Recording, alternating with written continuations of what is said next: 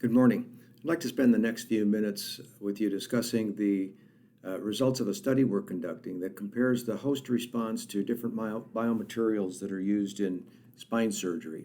And the reason that the host response, as I refer to it, is important is iterated here by Jim Anderson. He states that the primary determinant of success of any biomaterial is the host response, which seems rather intuitive. But unfortunately, the host response is one of the last design considerations that's thought of in the development of biomaterials, especially in load-bearing applications, where one is more concerned about how strong it is and whether it's degradable and porosity and factors like that. In order to appreciate the importance of the host response, it's necessary to understand the significant advances in our understanding of the immune system, or basically immunology on the whole, over the past 20 years. This probably is among the top five most significant advancements in medicine because of its far-reaching implications and applications. But the immune system, which was thought to be pretty much exclusively exist to defend us against pathogens, bacteria and viruses and so forth. Now it's known that it's not just important, but it's absolutely essential for normal fetal development, for the maintenance of a normal homeostatic healthy state of all tissues, regeneration of certain tissues following injury, and of course the host response to biomaterials. So let me just spend a second here discussing this with you. Look at this diagram where macrophage heterogeneity is described. That M0 is the monocyte we know about in the peripheral blood that leaves the bloodstream, goes into the tissues, becomes a macrophage. And if you look on the left side there where it says M1, that's a pro-inflammatory macrophage. Just as we've always learned, it's a killer cell. It secretes a bunch of cytokines and chemokines meant to promote inflammation and kill bad things. What we did not know until 20 years ago is that a cell that same precursor mononuclear cell can become an identical looking macrophage that does almost exactly the opposite. It's anti-inflammatory, secretes an entirely different profile of cytokines and chemokines, and is responsible for resolution or ending of inflammation. And this is really critical. And the reason, of course, we didn't know that up until 20 years ago is because they look identical, but we can identify them by certain surface markers. This slide is just a different way of looking at the same thing from the left, the monocyte differentiating into different phenotypes of macrophages. Now, in reality, though, it's not one or the other, pro-inflammatory or anti-inflammatory. It's a spectrum of macrophage phenotypes that is dependent upon the environment in which macrophages find themselves. So in the context of biomaterials, the reason that becomes important is because the environment includes the surface of the biomaterial, degradation products, and so forth. We conducted a study about 15 years ago that has probably been cited as much as anything that we've ever done.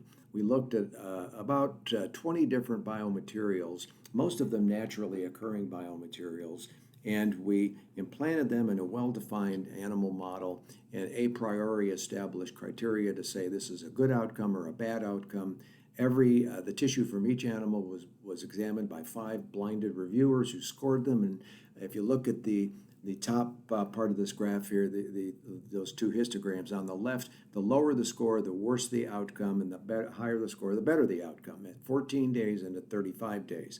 And the good news was that this scoring result ended up being almost an excellent correlation with clinical use. The materials on the left weren't even used anymore. Many of them were off the market, and the others on the right had the huge market share.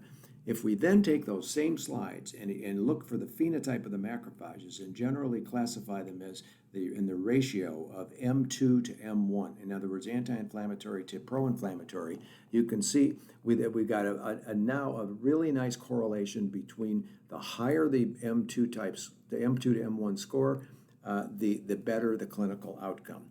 And in the present study design, we took that same concept. We take mononuclear cells from the bone marrow of mice, turn them into macrophages, and expose different materials to them, and then we characterize their phenotype. And this next slide shows you what happens in the controls. F480 is a macrophage marker. We can turn them into a pro-inflammatory cell that stains positive for INOS in that second row, and they light up green, and they still show the macrophage marker. Similarly, we get the FIS1 anti-inflammatory marker. And if we take a naturally occurring material like small intestinal submucosa, degrade it, expose these cells to it, we get an M2 phenotype. If we take this ECM, the extracellular matrix from bladder, muscle, spinal cord, brain, esophagus, every single extracellular matrix transitions these cells into a favorable, constructive, remodeling type of a macrophage phenotype that are associated with good clinical outcomes. Now, if we do this same assay and we expose two materials, Z-Fuse and PEAK, to the same in the same macrophage assay, you can see circled in red there that the Z-Fuse transitions macrophages to an anti-inflammatory phenotype, whereas PEAK does not. If we take that assay a step further, where we first make the macrophage a pro-inflammatory type, then expose the cells to the same two biomaterials, you can see that we now also get the Z-Fuse will suppress the pro-inflammatory response and promote an anti-inflammatory response, where PEAK does not. So there's something different about these two materials that gives an opposite response, induces an opposite response in macrophages. If we start looking at some of the specific markers, over on the left, arginase is an anti-inflammatory marker. You can see that even though it's not statistically significant, we get a trend towards Z-Fuse showing more amounts of arginase production by the macrophages. INOS is a positive marker, and you can see that, again, there's no statistical significance, but we're getting a trend towards suppression of the pro-inflammatory marker. We do have a statistically significant difference in another anti-inflammatory marker, FIS, where Z-Fuse induces a greater amount of it, not only compared to PEAK, but also compared to titanium.